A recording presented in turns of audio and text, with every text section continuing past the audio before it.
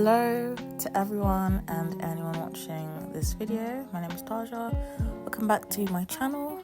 I'm recording this before I'm filming, but this should be a get ready with me. I've planned to have a solo date for Valentine's Day. I don't have a Valentine's Day. I am single Pringle, but that's okay. I am getting ready to go for a very classic date activity, which is dinner and a movie. I want to go to Nando's and then I'm going to watch Mean Girls in the cinema, which is really exciting. I loved Mean Girls growing up, so I'm excited to see the new adaptation. And I also really love Renee Rapp. I love her music, so I've been listening to her music for I've listened to one of her songs for over a year. Actually, one of her songs very perfectly fits into the topic of this video. So one of her songs, All Too Well, was one of the songs that I listened to as part of the group of songs that I used to get over the guy who gave me my first heartbreak. And so that's what this video is about. I experienced my first heartbreak last year. In fact, I experienced it on Valentine's Day. And then the day after, 15th of February, I was crying all day. It was really bad and really sad. I'm going to talk about that experience. Especially, I think it's interesting that happened to me as a 24-year-old. As you guys may know, if you watched any of my previous videos, I'm a late bloomer when it comes to love, dating and stuff like that. These things tend to happen to me later than everyone else, which is okay, it's fine. I've accepted it, but yeah, I think it's interesting that's happened to me. So I'm gonna just talk about what I've learned, what I went through, stuff like that. I'm literally just going to be talking from the heart, so I hope that's okay. I hope I don't waffle too much. So just to give some context. Now, I'm not going to go into it in too much detail. There's also a lot of videos that reference what I'm going to be talking about today, so I will link all of those videos below. So August 2022, I went interrailing. On my very last night of interrailing, I went on a date with a guy and it just got intimate, let's just say, which was a big deal for me for reasons that I speak about in last year's February video. After that trip, basically the next 6 months I was basically breadcrumbed by this person, which was really difficult. That caused me a lot of stress and turmoil and upset and anxiety and insecurity and just doubt and confusion, which isn't a nice feeling to feel over someone you're kind of potentially romantically interested in. The whole situation was ridiculous though, because we didn't even live in the same country, which obviously going into the situation when we met when I was traveling, I knew that. I went into it knowing that and just thinking it was going to be a one-night situation, moving with my life. But then I was breadcrumbed. Because I've not experienced any kind of like romantic situations like this. It was the first time where someone appeared to like me and I also liked them back. Like is a strong word. I don't know if I could say I liked someone based on one night, but yeah, I did have some sort of feeling, whatever it was. But yeah, so it was the first time it was a mutual kind of liking, because either I have crushes for people who barely know I exist, or people show interest in me and I'm like, ew. Which, to be fair, that's not happened a lot. I can't even think of an example. Actually, I can think of a couple examples, but yeah, that doesn't really happen. So it felt nice that someone I was interested in seemed to be interested in me, and I kind of ran with it. And it just became ridiculous, and it was kind of like a thing of 1 minute I was like, oh my god, I'm obsessed. I think we're gonna get married. I think we're truly soulmates. So obviously, yeah, that's where the delusion comes from. This was very much a delusionship. Although I would also say it was kind of a situationship. It was a little bit more than a delusionship, a little bit less than a situationship. Just because I think if it was a delusionship purely, I wouldn't have got the breadcrumbing from him. It would have just been on my side. But I think delusionship implies that it's one-sided, and it wasn't. It was very much me being breadcrumbed by this person. So yeah, but it was really confusing and hard and difficult. I spent 6 months just feeling like, what's going on? And then basically Valentine's Day. So at this point, I'm still in a zone of confusion, not knowing what's happening. Also within this time, within these 6 months, obviously when you're interested in someone and you're a bit psychotic like me, so I shouldn't say that, that's kind of ableist, but you do stalk their social media and you discover that they have an ex who was a long-term partner of theirs, and you discover that they kind of reconnected over the holiday period. And then 2 months later, February, she is visiting him in the city he currently lives. And what city is that, you may ask? Well, it's probably the worst city that two people who were exes, or two people who are romantically linked, could be together when you're in my position, because he lives in Paris. Which, if you don't know anything about Paris, it is known famously as the city of love. So you can imagine my horror, my surprise when I see that they are in Paris together. She's visited him and they then spend the next 2 weeks together, both in Paris, and also they went on a skiing trip. In my head, I'm thinking, what the fuck? Are they back together? Maybe they never separated. Maybe they were just doing long distance this whole time. I don't know what's going on, but either way, I feel very mugged off and very hurt, because you're with your ex on Valentine's Day and you're spending 2 weeks with her when you've spent the last 6 months acting like you're interested in me. If you don't know what breadcrumbing is, I should have probably said, but breadcrumbing is basically when a guy, or not only the guys, any gender really, but someone will give you breadcrumbs that will make you think they're interested, and then when they know you're hooked again, they'll stop, they'll ignore you again. But they gave you just enough to hook you back, just like the tiniest part, like literally breadcrumbs worth to hook you back, and then okay, she's hooked again, bye. That's what I got. And I would get these really like intense messages, and I'd think, oh my god, he's obsessed with me, he loves me, oh my god, wow, we are really in love. And obviously we weren't. So yeah, it was very confusing and upsetting when I then see him with his ex, and it really hurt. And then to make things even worse than that, it gets worse, guys. It gets so much worse. You think, oh my god, that's so sad, poor Tasha, that's awful. No, it gets so much worse. Again, you may know what happened if you watched my videos past year, but you may remember I went to Paris for my birthday, and the way this happened was actually so nasty. So I basically have a friend who, she's from London, she lives in Paris, it's her last year of university, and I've yet to be in Paris when she's also in Paris, and we always said that I'd visit her while she's in Paris. And because it's her last year of university, I'm not sure if after this summer she's going to be there still. So I'm thinking, oh, I should probably visit her while she's still a student here, because I don't know if she's going to come to London, go elsewhere. So I believe it was literally the day before. It was the 13th, I'm pretty sure.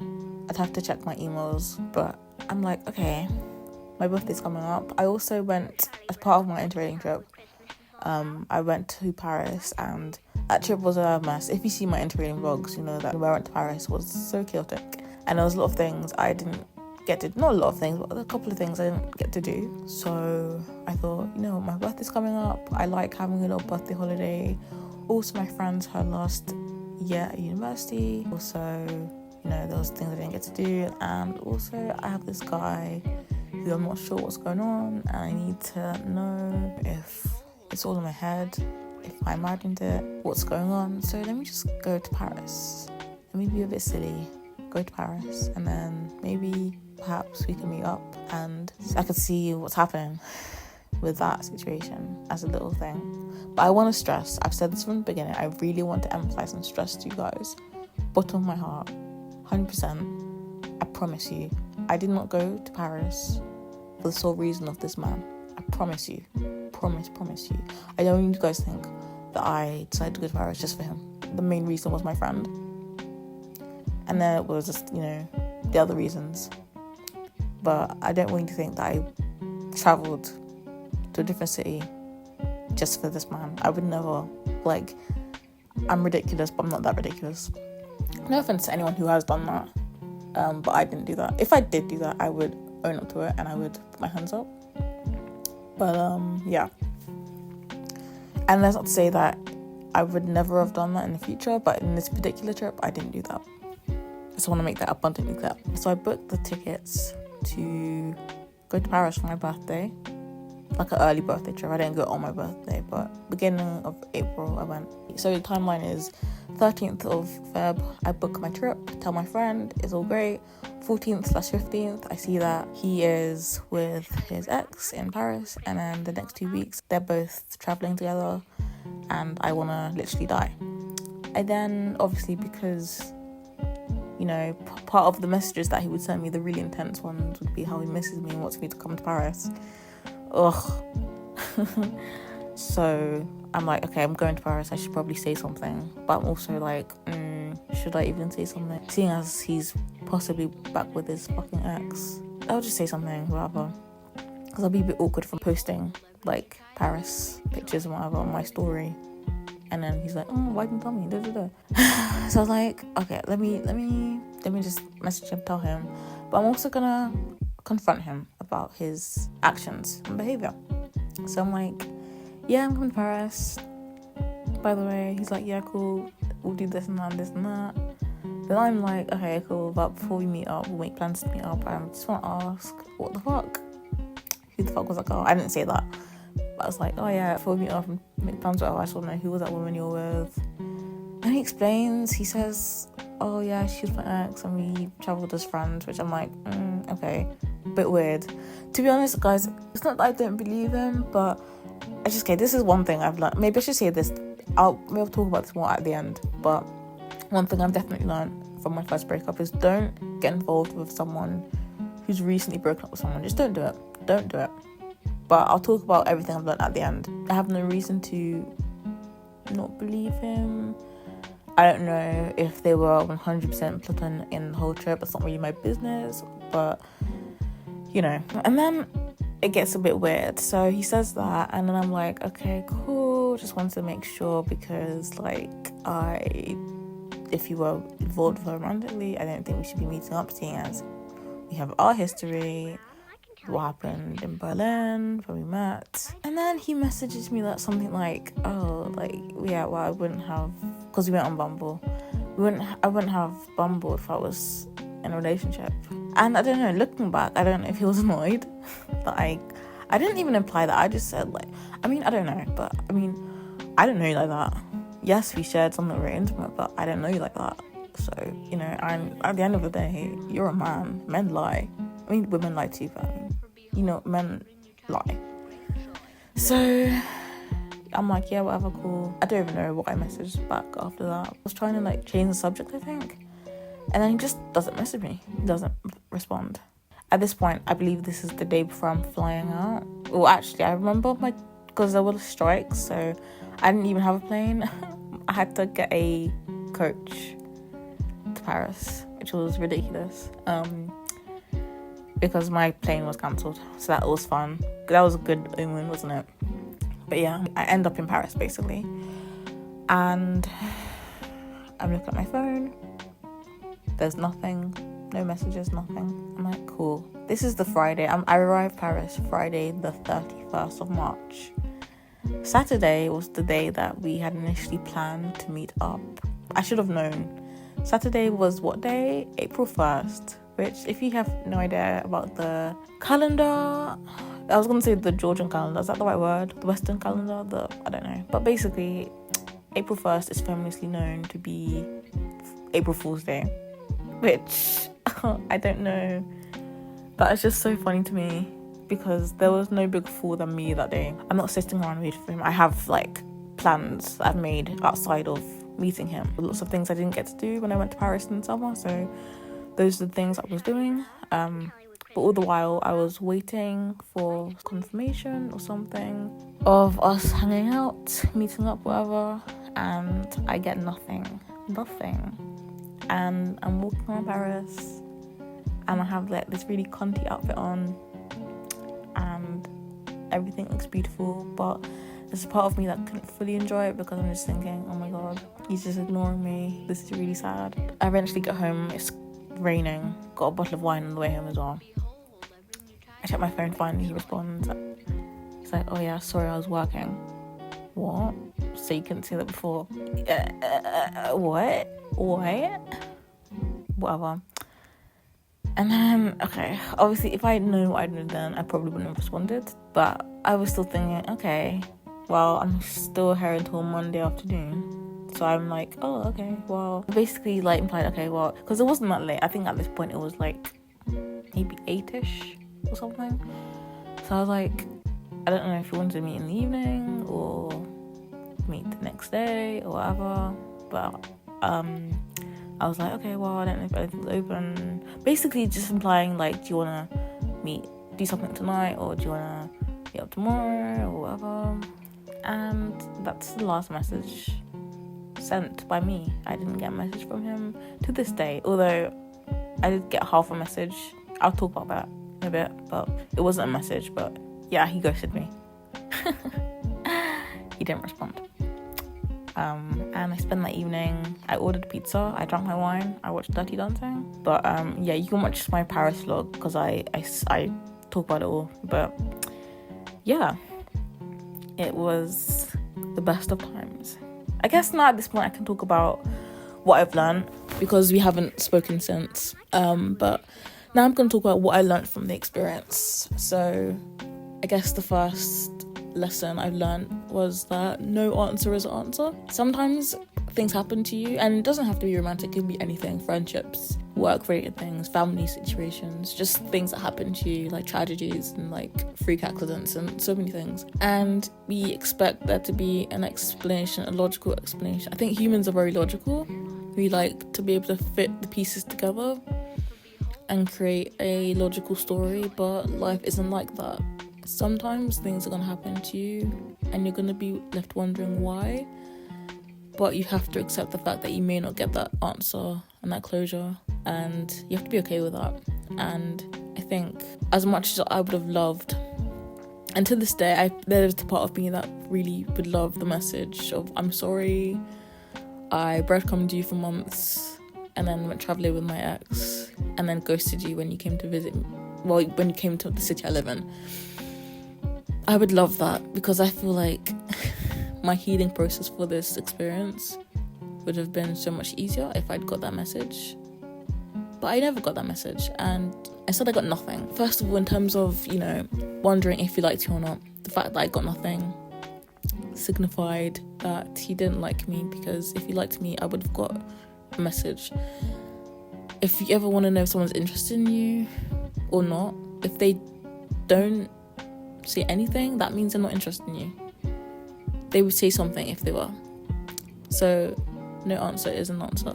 But also in terms of like closure, like, you know, even now that it's kind of over, and I, you know, once I left Paris, I was like, that's it, never again.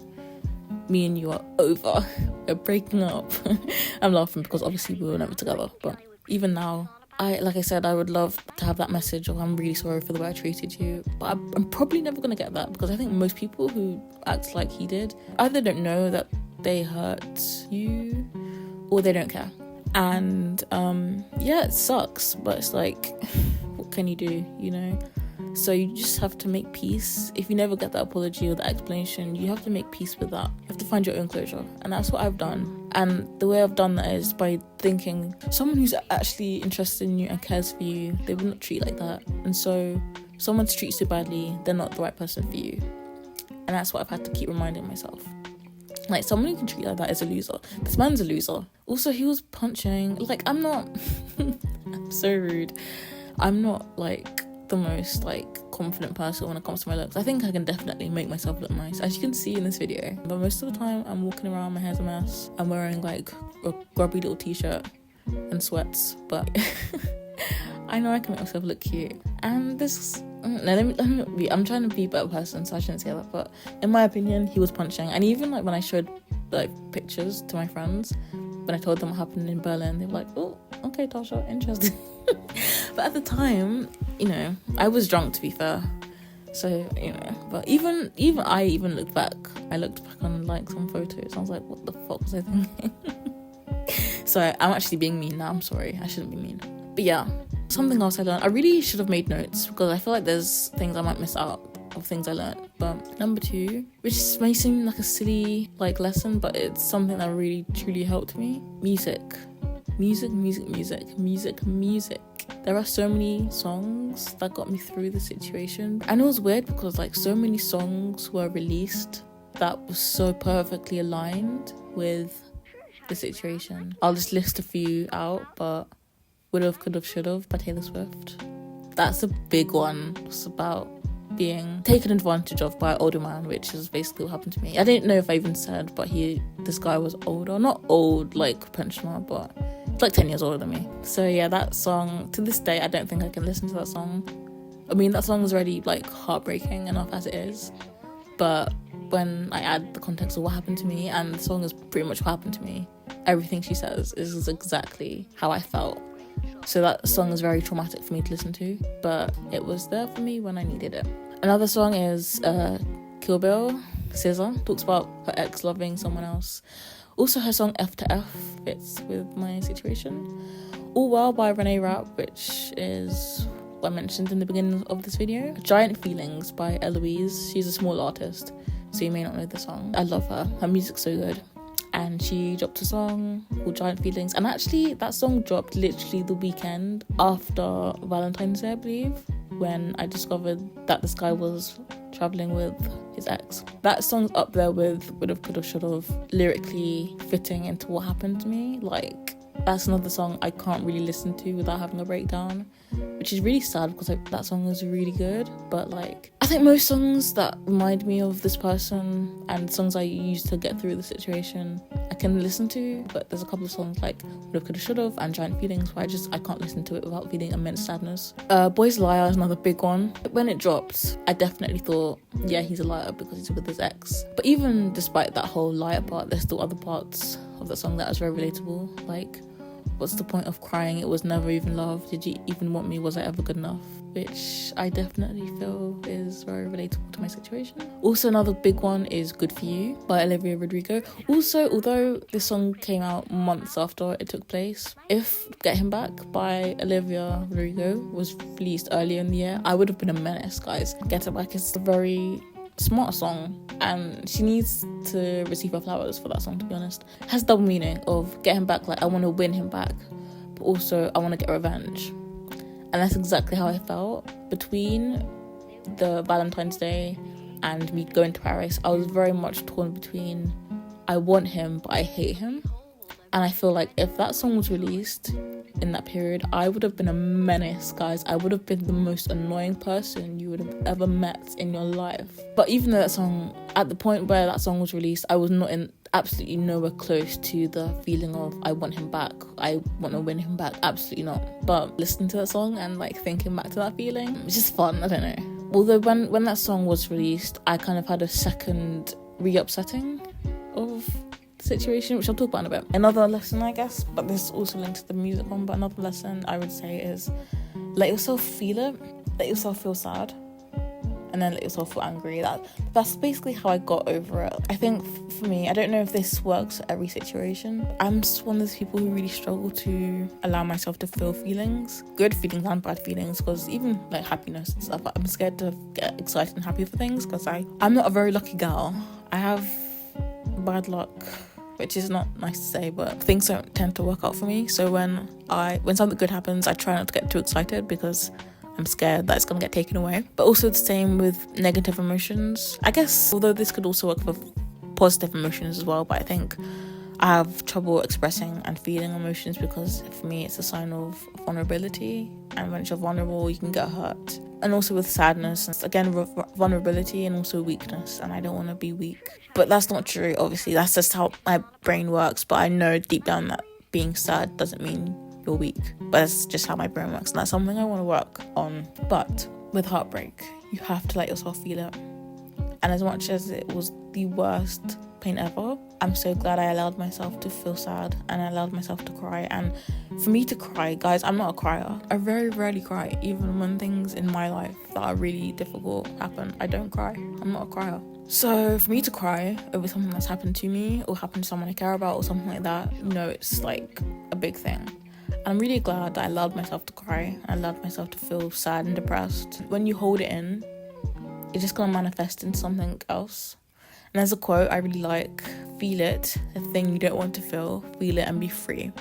And I think that's so true, because when you don't allow yourself to feel it, then you're just gonna be stuck and trapped, because it's gonna be there still, and you ignoring it it's not gonna make it remove itself. It's gonna be there. You need to release it, you need to feel it.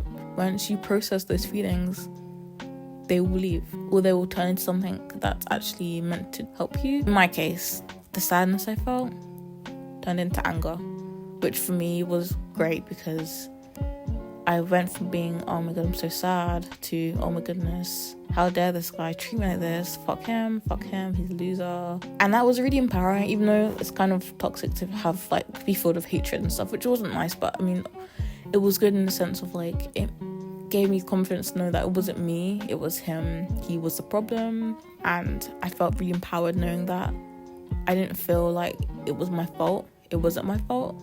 It was his fault, and I got treated badly, and I was a victim, and I don't deserve to be treated like that.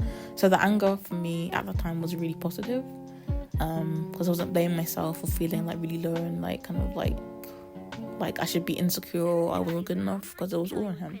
Because like I said, he was punching. So yeah, it was good to feel like, yeah, I am that girl and I deserve to be treated well. So that anger was good for me. That's where the songs come in. That's where a lot of songs I listen to are kind of angry and female rage kind of vibe, And then after a while, the anger will simmer down, just like when you're boiling a kettle or you're boiling water in a pan. It boils, and then slowly the bubbles simmer down, and then the water stops boiling. So I guess the next thing I learned was that time really does heal all wounds. This is not something I had to get my heart broken for to learn, because this is something you learn in life, with anything that hurts you. If you think back to when you were a child, think of something that upset you and think back to it now. It doesn't hurt as much as when it happened then. Obviously when you're reminded about it, it's oh yeah, and you may feel a twinge of anger or upset, but it's not your every waking thought. And same with this, time really does heal all wounds. Because even though thinking about it and talking about it, it's oh, it's sad, but I don't feel that pain that I felt a year ago, which is actually quite interesting. Now I'm actually talking about the story.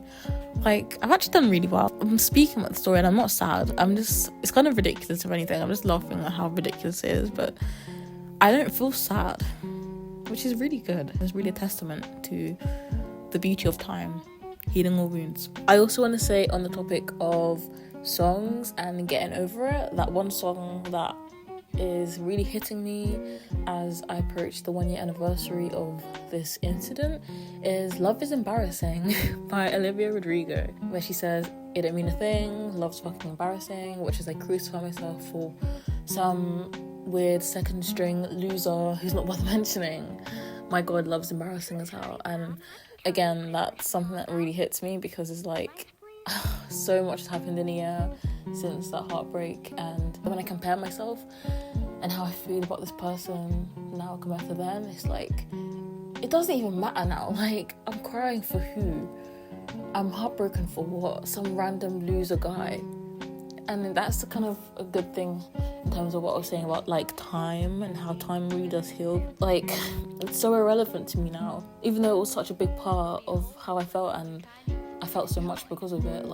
I look back and it's so embarrassing that I was moving so mad and going insane over some loser guy that I don't give a fuck about now, even though at the time every one of those feelings and the intensity of how I felt and the deepness of my upset was so valid and so real. So yeah, shout out to Olivia Rodrigo. She has the best songs for heartbreak, especially as someone who's experiencing their first heartbreaks. I think her music is really, really good for that. So thank you, Olivia. She's my sister and I love her. But also on the flip side, next lesson is that your healing won't be linear.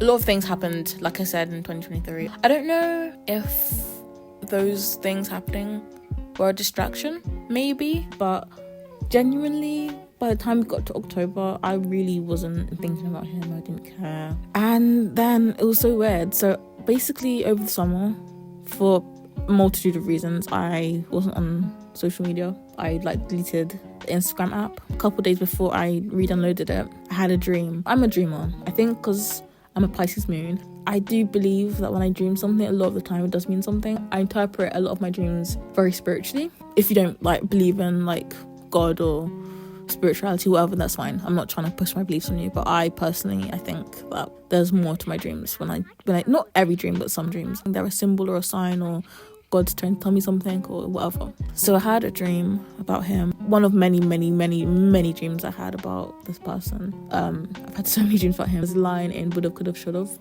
by Taylor Swift where she says, I fight with you in my sleep. And literally, yeah. Anyway. But yeah, I had a dream. I can't remember what happened in the dream, but he was in it.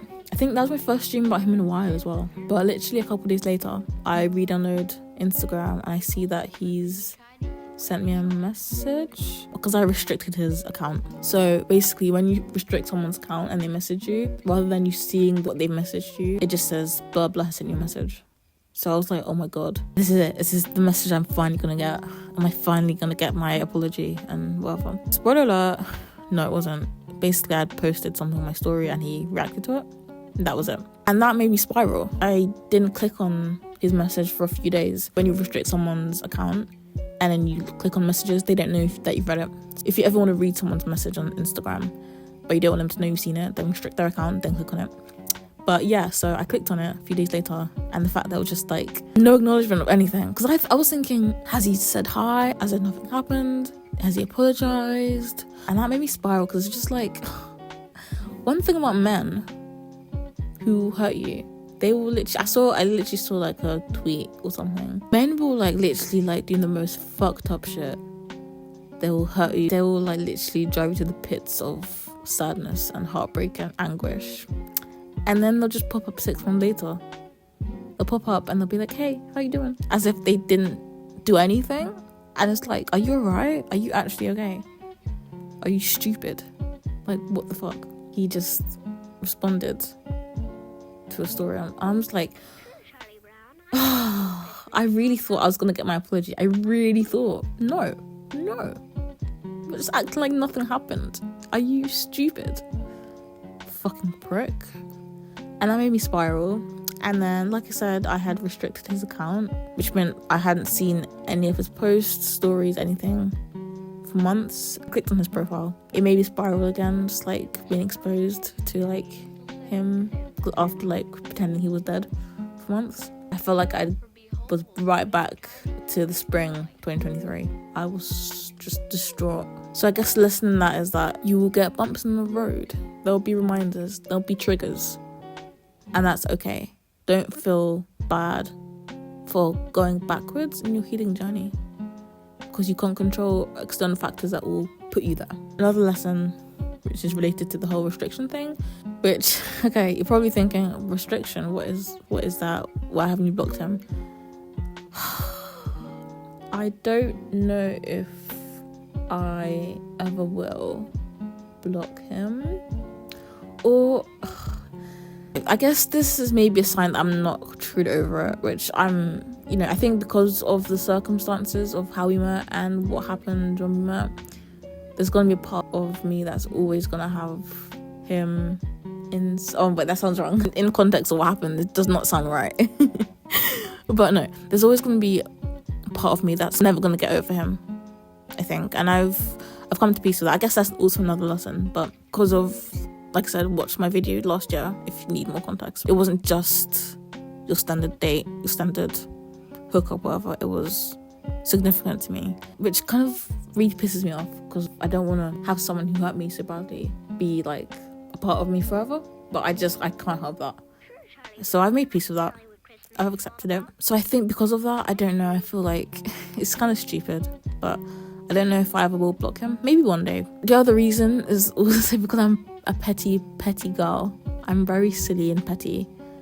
And I know that I don't really look up who watches my Instagram stories because it gives me anxiety. Not just because of him, but in general, I hate being perceived. So I very rarely look at who watches my stories. But last time I checked, he was looking at my stories. In my head, I have a delusion, a dream, a fantasy that I will one day have a significant other.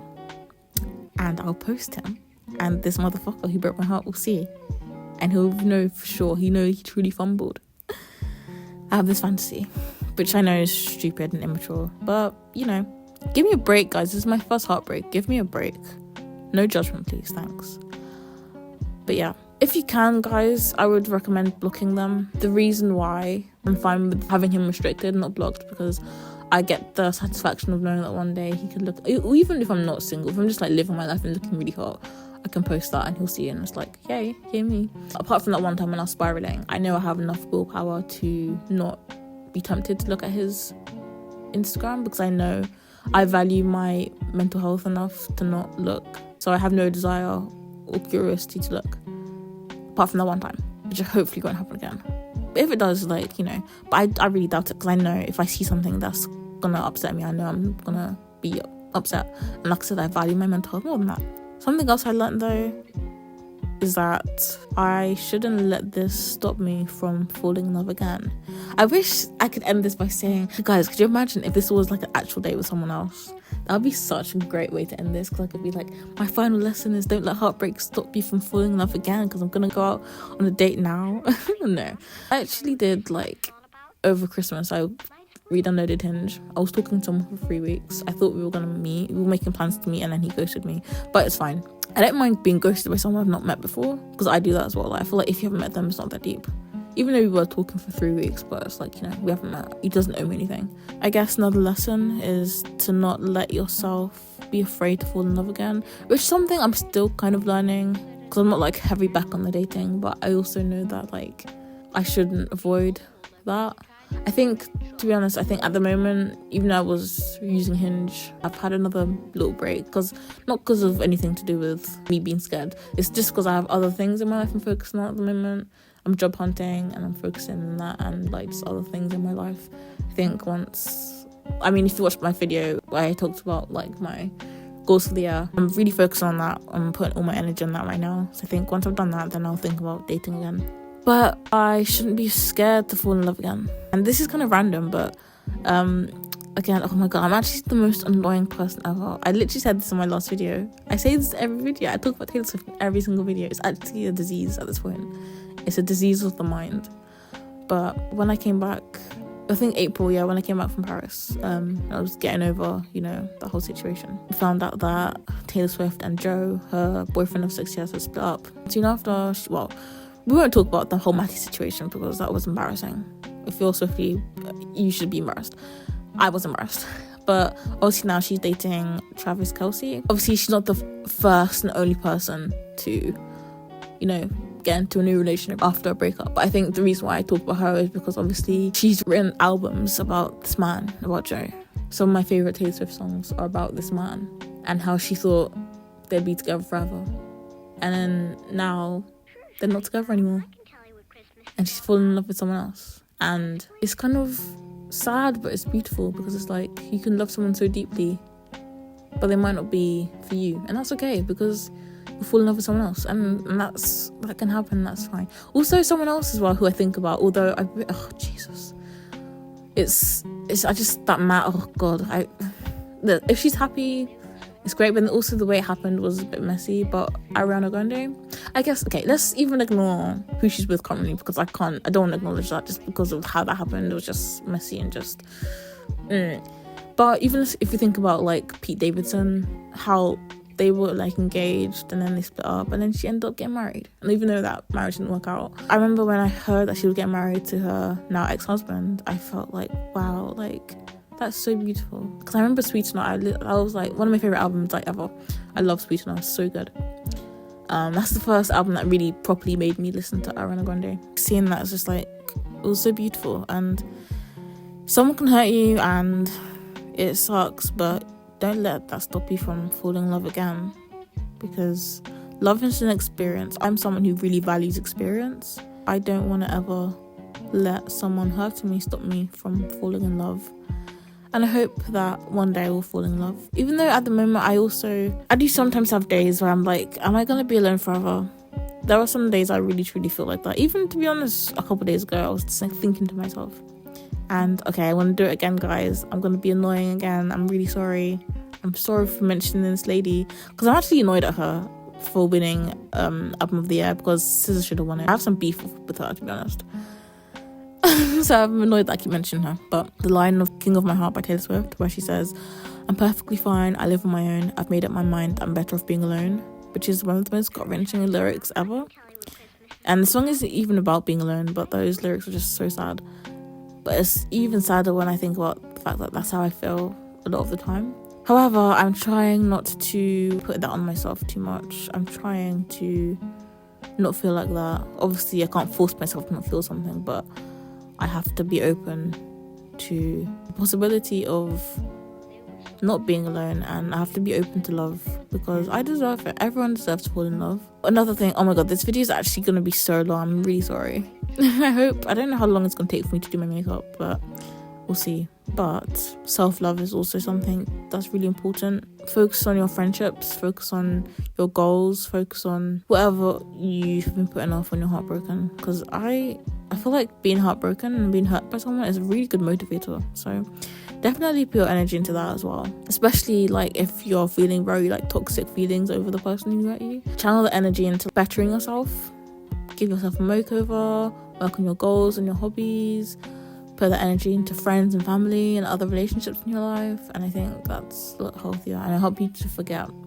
just fill your life up with so many other good things that like there's no space in your life to think about this person. Thank you so much for watching this video. I hope you enjoyed watching me get ready. I hope you have or had a lovely Valentine's Day, whatever.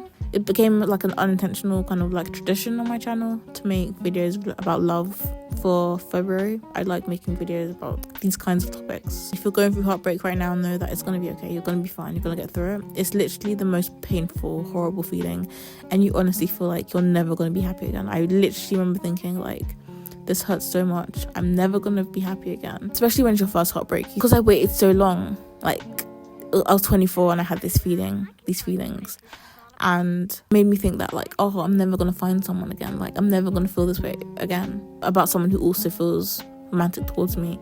You probably will. I probably will. I would convince myself that like, if it doesn't work out with this person, then it's not gonna work out with anyone. And I mean, obviously, like I said, I haven't fallen in love since to prove that, but like I was saying with like Taylor Swift and Ariana Grande, it's extremely likely that I will find someone else again. So it hurts like a bitch, but let yourself feel it. Allow yourself to feel the feelings and know that you're going to be okay. Thank you so much for watching.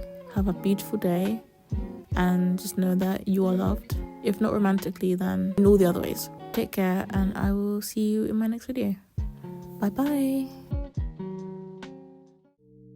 Oh, don't come at me with that type of insanity. You know that's that shit I don't need. Sometimes I feel like